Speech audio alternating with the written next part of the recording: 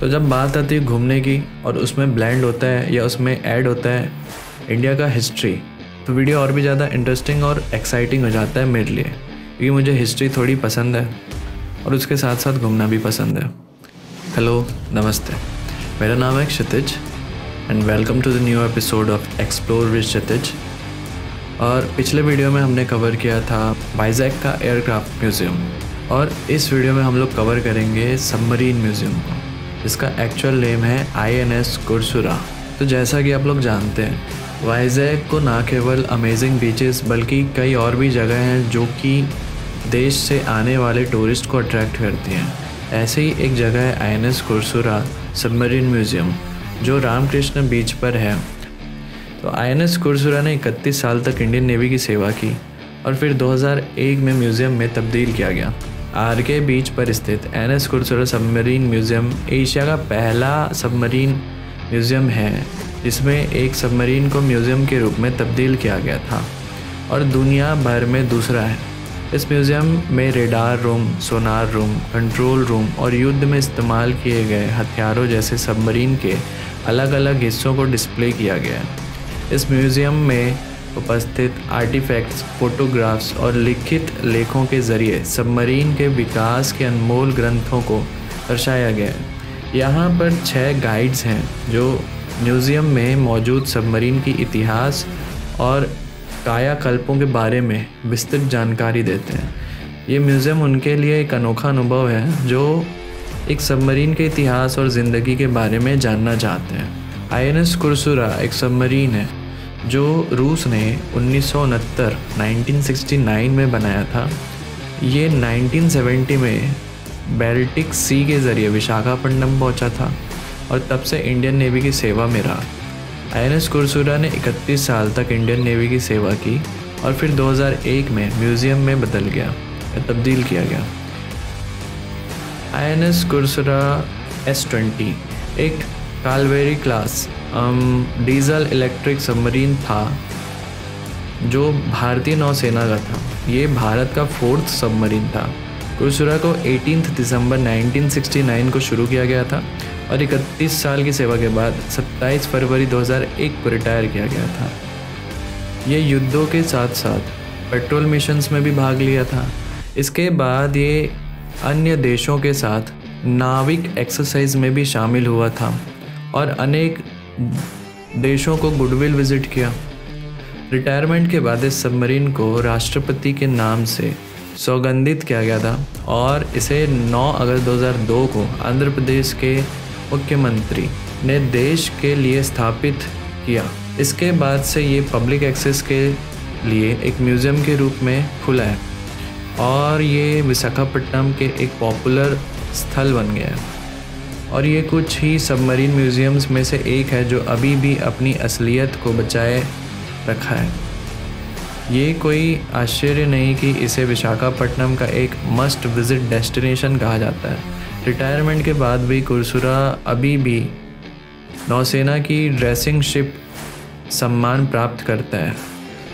तो जैसा कि मैंने शॉर्ट में बताया था, कुर्सुरा की लंबाई 19.3 मीटर मतलब 300 फीट ओवरऑल है, चौड़ाई लगभग 8 मीटर मतलब 25 फीट है और ऊंचाई या गहराई बोलना चाहिए 6 मीटर 20 फीट के आसपास है।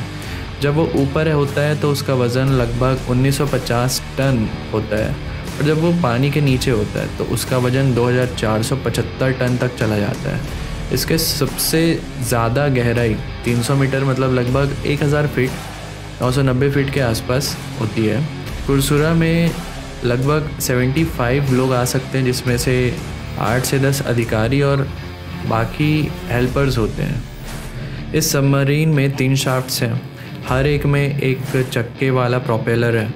इसमें 3 कोलमा डीजल इंजन लगा हुआ है, हर एक में 2000 हॉर्स पावर की शक्ति है, 1500 किलोवाट लगभग। इसमें 3 इलेक्ट्रिक मोटर भी हैं जिसमें से 2 मेन है 1350 हॉर्स पावर के और एक में 2700 हॉर्स पावर लगभग 2000 किलोवाट की शक्ति है। जब ये ऊपर है तो उसकी अधिकतर गति 16 नॉट्स मतलब लगभग 30 किलोमीटर पर आवर के आसपास होती है। लेकिन जब ये नीचे होती है, समुद्र के नीचे होती है, तो लगभग 15 नॉट्स मतलब 28 किलोमीटर पर आवर के आसपास की इसकी स्पीड हो जाती है। ये सबमरीन सरफेस पर लगभग 32,000 किलोमीटर तक ट्रैवल कर सकता है। लेकिन जब ये 8 नॉट की स्पीड से चलता है और सबमर्ज्ड मोड में है तो ये 610 किलोमीटर तक ट्रैवल कर सकता है। इंडो पाकिस्तानी वॉर ऑफ 1971 के दौरान कुरसुरा अरेबियन सी में ऑपरेट किया गया।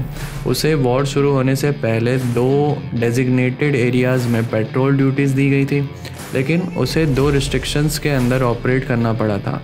वो डेमोक्रेटेड शिपिंग कॉरिडोर्स क्रॉस नहीं कर सकती थी और एक टारगेट को तभी अटैक कर सकती थी जब पॉजिटिव आइडेंटिफिकेशन हो जाए। उसके पेट्रोल के एम्स थे किसी भी पाकिस्तानी नेवल शिप को सिंक करना, किसी स्पेसिफिक ऑर्डर के बाद मर्चेंट शिपिंग को सिंक करना और जनरल पेट्रोल और सर्विलेंस करना। 31 सालों की सेवा और लगभग 73,500 नॉटिकल माइल्स मतलब किलोमीटर में अगर हम देखें तो 1,36,100 किलोमीटर की यात्रा करने के बाद ये 27 फरवरी 2001 को डिकम्पोजिशन कर दिया गया था। इसके बाद भी ये सबमरीन नेवी के ड्रेसिंग शिप सम्मान को प्राप्त करता है, जो आमतौर पर एक्टिव शिप्स को ही दिया जाता है। डिकम्पोजिंग के बाद जहाज़ को विशाखापट्टनम के आरके बीच पर खींचा गया और ये साउथ एशिया की पहली सबमरीन म्यूजियम की तरह स्थापित किया गया। जहाज़ को उसके फाइनल डेस्टिनेशन तक खींचना और सब कुछ करने में लगभग 18 महीने और 5.5 करोड़ रुपए खर्च हुए। इसको एन चंद्रबाबू नायडू सरकार के द्वारा म्यूज़ियम के रूप में तब्दील किया गया, जिसे 9 अगस्त 2002 को लॉन्च किया गया और ये 24 अगस्त 2002 से पब्लिक के लिए खुला है। इस म्यूज़ियम के 6 रिटायर्ड नेवल पर्सनल गाइड के तौर पर काम करते हैं। ये शहर का एक मशहूर टूरिस्ट अट्रैक्शन बन गया है और द हिंदू ने इसे विशाखापट्टनम का मस्ट विजिट डेस्टिनेशन कहा है। इस म्यूज़ियम द्वारा प्रति वर्ष होने वाली 10 मिलियन रेवेन्यू मतलब लगभग 1 करोड़ के आसपास की रेवेन्यू में से 70 से 80 लाख रुपए जहाज़ की मेंटेनेंस के लिए इस्तेमाल किया जाता है। म्यूज़ियम के पहले 4 महीनों में लगभग 93,000 लोगों ने इसे देखा था। डेली विजिटर्स के रेंज में आमतौर पर यहाँ 500 से 600 तक टूरिस्ट आते हैं और टूरिस्ट सीज़न में लगभग 1,500 से 2,000 लोग पर डे यहाँ पे विज़िट करते हैं।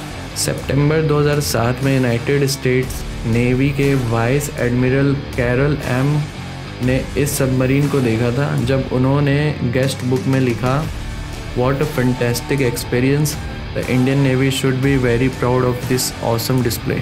उन्होंने कहा कि सबमरीन बहुत अच्छे तरीके से प्रिजर्व किया गया है और उनके पास इससे मिलता जुलता कुछ भी नहीं है। तो दोस्तों यही था आज के इस वीडियो में। तो कैसी लगी आपको इस वीडियो की जानकारी? अगर ये वीडियो आपको अच्छी लगी हो तो दोस्तों के साथ शेयर कीजिए और इस चैनल से जुड़े रहिए, क्योंकि मैं विशाखापट्टनम से रिलेटेड कुछ और वीडियोस पोस्ट करने वाला हूँ। तो इस चैनल से जुड़े रहने के लिए चैनल को सब्सक्राइब करें, वीडियो को लाइक करें एंड थैंक्स फॉर वॉचिंग।